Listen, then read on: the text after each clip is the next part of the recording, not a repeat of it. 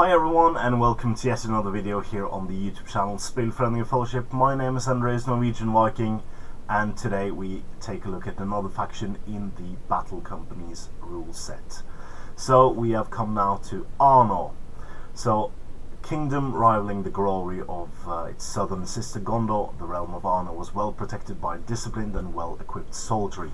However, the strength of Arnor would waver under the relentless assault of Angmar's ghoulish hordes. With only a handful of rangers and veteran guardsmen, the people of Arnor fought on as their realm crumbled around them. Arnor is a very shooty force, from my memory, and as such they have a couple of possibilities that other warbands does not.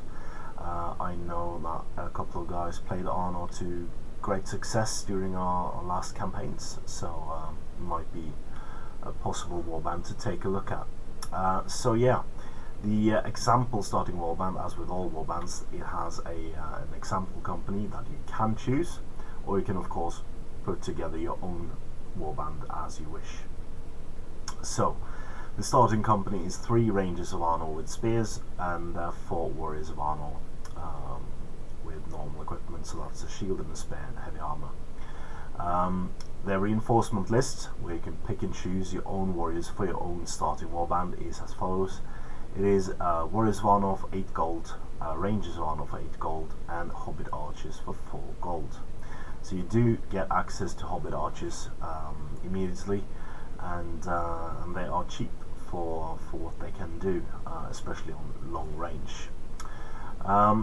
When it comes to their equipment, the warrior equipment list is quite simple. They have access for 1 gold to a shield or a spear, and for 6 gold for a horse.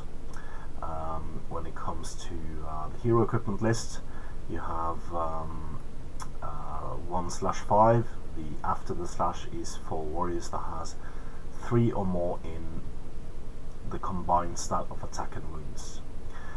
So 1/5 is spear or armor. 2/5 is heavy armor and lance, and 6/10 is horse. So you have Rangers of Arnor as promotions. They get to be Way Watchers, which is a new profile, which we will come to. Warriors of Arnor gets to be Wardens or Knights of Arnor, which also are new profile, and we'll come to them later. So you have some special rules. These special rules are, of course, when you roll 5 on your hero advancement table, you can pick and choose either one of the skills from your own warband, or you can roll on one of the 3 tables, that's strength, shooting, or command. So you have the first special rule is Hold Firm, Men of Arnor. Once per game, the hero may declare that he is holding firm. Whenever he does so, he and all friendly warriors within 12 inches will automatically pass courage tests as long as the hero remains stationary during his move phase. If the hero moves, then the ability ceases to work. So this is a good way to be sure to make your warriors, especially the Warriors of Arnor with their courage of 2, stick around. The next special rule is Master of Wilderness. The hero moves through difficult terrain without penalty, as do other members of the company if they are on foot and within 6 inches of the hero. And again, if you do the shooty false alternative with lots of rangers, this might be a brilliant way to ensure that you can move through cover quite simply. So that's a very good way to do that. Next one, I think we already have this ability in another warband, and that's Númenórean Foresight. Once per game, the hero's company may automatically win priority. The ability can be used once for each hero that has this special rule. He must declare that he is using the ability before any dice are rolled for priority. So again, crucially, you can snap priority once per game when it really matters. Especially when your opponent has used all of his or her might, they can't counter it in any way. So, next ability, Strike Unseen. The hero has become an expert concealing himself amongst his surroundings, providing protection from his enemies and the ability to launch surprise attacks. The hero counts as though he's being equipped with an elven cloak. So again, another shooting ability. You cannot be targeted by shooting when you are hidden. So the relic of the Arnor Battle Company is the Chieftain's Spear. Handed down from centuries past, this spear is well balanced and sturdy with a keen-edged blade. When supporting with the Chieftain's Spear, the hero may contribute as many attacks as he has in his profile rather than just a single attack. In addition, the hero may use the stun ability, special attack, only one hero at the time may wield the Chieftain's Spear. So this is of course a wonderful ability to have.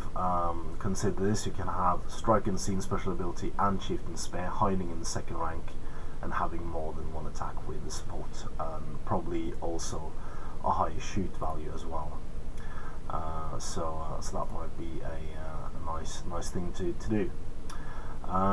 And supporting this is also a note about the Arnor Battle Company that they may have up to 50% of their warriors armed with bows.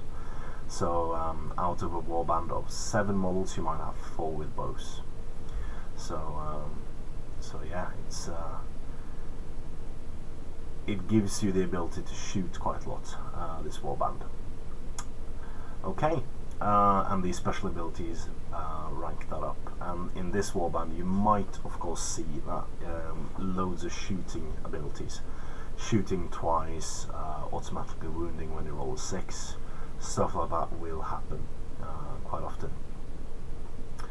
So you have 3 new profiles for this warband, and it's quite a nice way to do it, I think, to make similar profiles from other armies, but not as but very thematic to this type of company. So firstly, you have the Way Watcher for 10 points.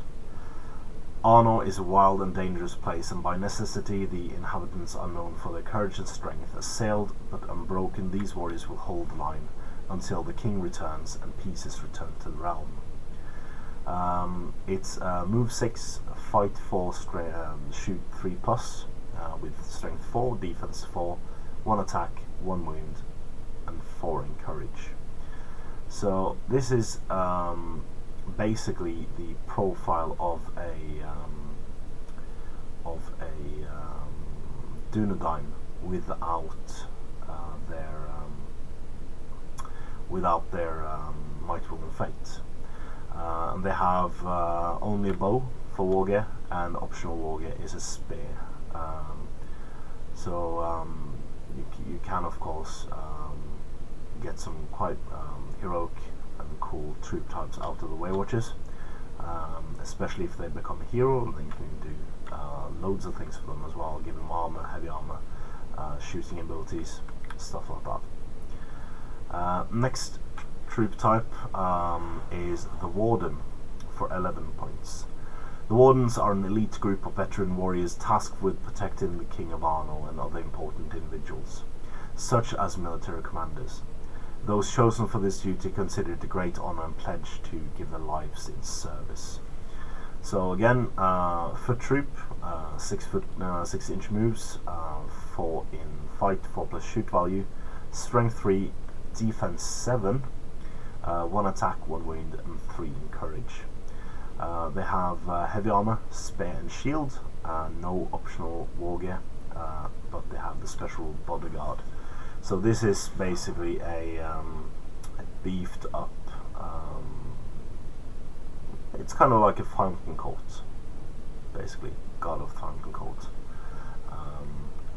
A cool profile to have, and gives the Arnor warband some tough troops in close combat that won't go down defense 7 and like.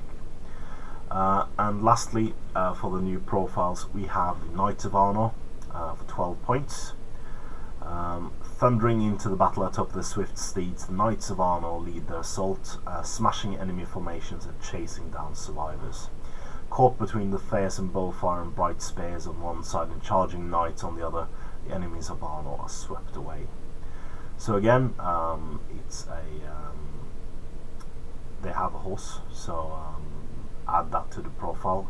But it's 6-inch movement, fight 4, 4+ shoot value, strength 3, defense 5, 1 attack, 1 wound, 2 courage. So it's basically a warrior of Arnor on a horse, with the option for a shield and equipped with heavy armor on a horse. So they pay less points than a Knight of Minas Tirith, even though having 1 less courage and 1 extra fight value. So they might be a bit on the cheap side, but then again, courage 2 are horrible in these kinds of games, because when you break, and you break quickly, everything can go downhill. So what would I do to make this warband happen? I would firstly just disregard the hobbits. They have no advancements, and they might be cheap to get in, but then again, I would just disregard them completely.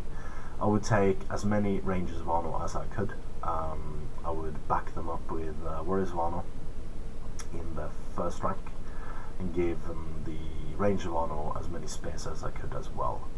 So that means I can probably get around